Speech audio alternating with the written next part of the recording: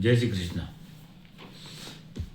जो हमारा विषय वस्तु है, हमारी समाज में जो कि साहब भगवत गीता, श्रीमद् भगवत गीता समझ में क्यों नहीं आती, उसी के लगातार विवेचना में हम आज ही जो हमने पहले विवेचना की कि साहब 2 टीकाएँ गीता प्रेस द्वारा गोविंदका जी की और राम सुखदास जी की लगभग 100 साल पहले प्रकाशित हुई और आज तक चल रही है। उसका मेन उद्देश्य ये है कि साहब कहाँ से गीता प्रारंभ हुई, हमारे भारतीय समाज में गीता का पदार्पण कब हुआ।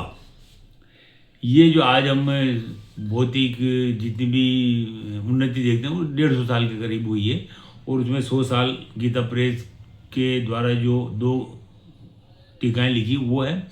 उसके साथ साथ ये कहाँ से शुरू हुई, यहाँ से हम आज शुरू करेंगे कि शुरुआत कहाँ से हुई। इस गीता प्रेस में ये जय दयाल गोविंदका जी के जो भाई हैं छोटे, श्री हरि कृष्ण दास गोविंदका, उनके द्वारा शंकर भाष्य, श्रीमद् भगवद गीता का शंकर भाष्य हिंदी अनुवाद सहित ये छापा है। ये वाला ये श्री कृष्णदास गोविंदका जी, इन्होंने 2 किताबें छपाई है, एक वेदांत दर्शन, दूसरा ये श्रीमद् भगवद गीता। ये शंकर भाष्य आचार्य शंकराचार्य द्वारा उनके खुद के हाथ से लिखा हुआ है, जो मूल में भी अभी मौजूद है। उसका वो संस्कृत से संस्कृत में लिखा था शंकर भाष्य, जो ये श्रीमद् भगवद गीता पर, उसका हिंदी अनुवाद इन्होंने श्री गोविंदका जी छोटे भाई श्री कृष्णदास गोविंदका ने इसमें किया है। इसमें कुछ बातें ऐसी है जो वाकई साधक को, श्रोता को सुननी चाहिए, समझनी चाहिए, ताकि हम ये समझ सकें कि गीता का पदार्पण हमारे समाज में हुआ कब से। भाई गीता के जो 700 श्लोक हैं वो तो लिखे गए हैं 6000 साल पहले। भगवद गीता का जो भगवान की मुखारबिंद से जो वाणी उसमें महाभारत के युद्ध में उन्होंने सुनाई। तो एक तो ये है कि साहब महाभारत के लिए गीता नहीं लिखी, गीता के लिए महाभारत लिखी है। गीता को जन जन में प्रस्तुत करने के लिए, मानव को वो एक देने के लिए महाभारत लिखी। महाभारत में जो वर्णन है वो ही चित्रण हमारे अंतःकरण का है। वहाँ 2 विजातीय शक्तियाँ लड़ती हैं, उसी का है। उस तक भी हम जाएंगे, इसमें पता लग है कि साहब कहाँ है, इन्होंने खुद ने भी लिखा है। तो ये जो इसमें एक पहले भूमिका लिखी हुई है, ये भूमिका लिखी है जो संपादक है जीवन शंकर याज्ञिक द्वारा। उसमें कुछ बातें लिखी है कि गीता का संदेश दिव्य है, गीता सर्वशास्त्रमय है, समस्त शास्त्रों का मंथन कर अमृतमय गीता का आविर्भाव हुआ है। सर्व सिद्धांतों का जैसा सुंदर युक्तियुक्त समन्वय गीता में मिलता है, ऐसा अन्य किसी ग्रंथ में कदाचित भी नहीं मिलता। आगे लिखते हैं, मनुष्य के उत्तम आदर्श निश्चय किया गया है, साथ ही उनको प्राप्त करने के लिए सुलभ से सुलभ साधन भी बताए गए हैं। जो मनुष्य का उच्चतम आदर्श निश्चय है कि भाई ये आदर्श आपको प्राप्त करना है, उसके सुलभ से सुलभ साधन भी इसमें बताए गए हैं। ये जो अनुवादक है ये वो लिख रहा है। महात्माओं द्वारा इस पर भाष्य रचकर वो लिखते हैं कि जब महात्माओं द्वारा इस पर ये भगवद गीता के 700 श्लोकों पर बहुत से भाष्य लिखे हैं। ये टीका भी उन्हीं के ऊपर है, बहुत से भाष्य लिखे। तो महात्माओं ने इस पर भाष्य रचकर आचार्य की पदवी प्राप्त कर ली। उस समय जब ये शंकराचार्य का समय काल था, उस समय कई टीकाएं इसके ऊपर आई थी। भाष्यकारों ने कई इसकी भाष्य लिखे थे। वो आचार्य की पदवी उनको प्राप्त हो जाती थी कि वो उनका मत के हिसाब से उसकी विवेचना करते थे, उसको 700 श्लोकों की व्याख्या करते थे। अनेक विद्वानों ने अपनी बुद्धि को इस कसौटी पर पंडित और ज्ञानी की दुर्लभ ख्याति पाई। ज्ञान चक्षु प्रदान करके तत्व अनुसंधान में साधारण गति के लोगों को उसका मर्मज्ञम करने में सहायता प्रदान की। विद्या का परम लाभ गीता के रहस्य को समझना ही माना गया है।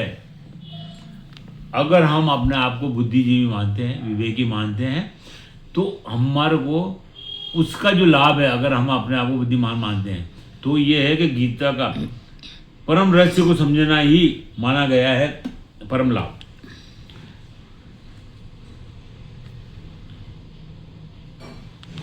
अब आगे वो लिखते हैं कि गीता के अध्ययन श्रवण आदि से जो लाभ होता है उसको भगवान ने स्वयं अर्जुन के प्रति अपने उपदेश की समाप्ति में कहा है कि फिर गीता प्रचार से अधिक भगवत प्रियर्थ और कौन कार्य मनुष्य बन सकता है। शंकर भाष्य से छपा हुआ मूल तो सुलभ प्राप्त है। अब ये आगे लिखते हैं कि शंकर भाष्य का छपा हुआ मूल तो सुलभ प्राप्त है, परंतु मूल के साथ ही सरल हिंदी अनुवाद नहीं मिलता। ये पहला अनुवाद है, या पहला छपा हुआ शास्त्र का, श्रीमद् भगवद गीता का शास्त्र का पहला अनुवाद छपा हुआ है, जिसका मूल तो मिलता है मगर हिंदी अनुवाद नहीं मिलता। नवल किशोर प्रेस लखनऊ प्रकाशित नवल भाष्य में ये संस्कृत भाष्य टीकाएं प्रकाशित हुई थी सबसे पहले, परंतु वो भी हिंदी अनुवाद स्वतंत्रता पिता जिस पर भी वह ग्रंथ अप्राप्त है, वो अब ग्रंथ मिल ही नहीं रहा, यानी लिखी थी मगर वो मिल नहीं रहा। ये हमारे समाज में प्रूव है कि साहब इन्होंने खुद ने लिखा कि साहब वो मिल नहीं रहा। और मूल्य दूसरा ग्रंथ जिसमें अद्वैत सिद्धांत की टीकाएं शंकर भाष्य के साथ छपी थी, वह कान्य कुंज श्री जगन्नाथ शुक्ल द्वारा प्रतिपादित होकर कलकत्ते से प्रकाशित हुई थी, जो संवत 1927 का दूसरा संस्करण हमारे देखने में आया।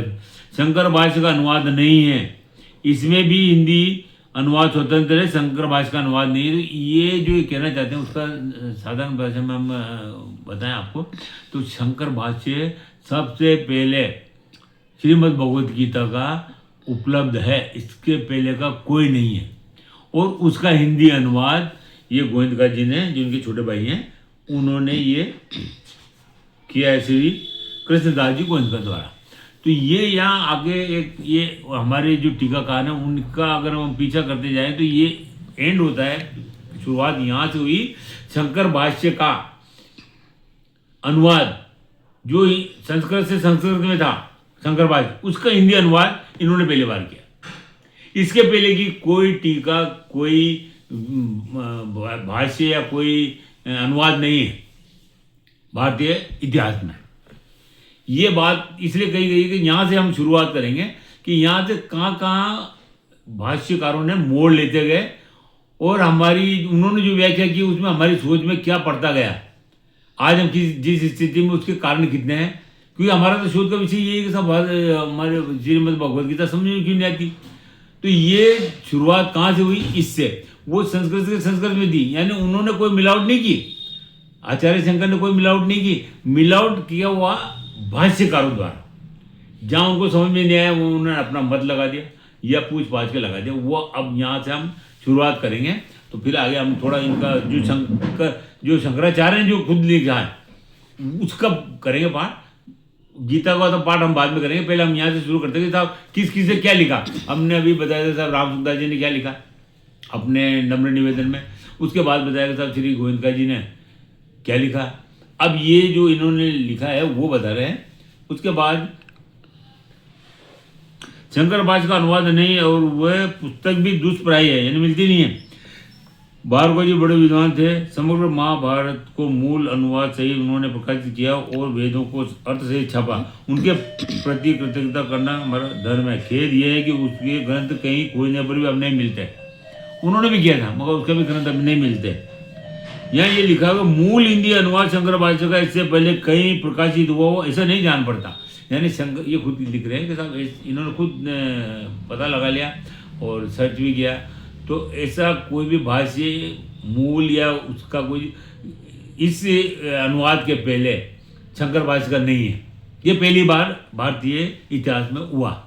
ये बात श्रोताओं तक पहुंचाने के लिए इसको मैं पढ़ रहा हूँ कि साहब ये अनुवाद की या जो टीकाएँ या जो भाष्य लिखे गए उनकी शुरुआत कहाँ से हुई।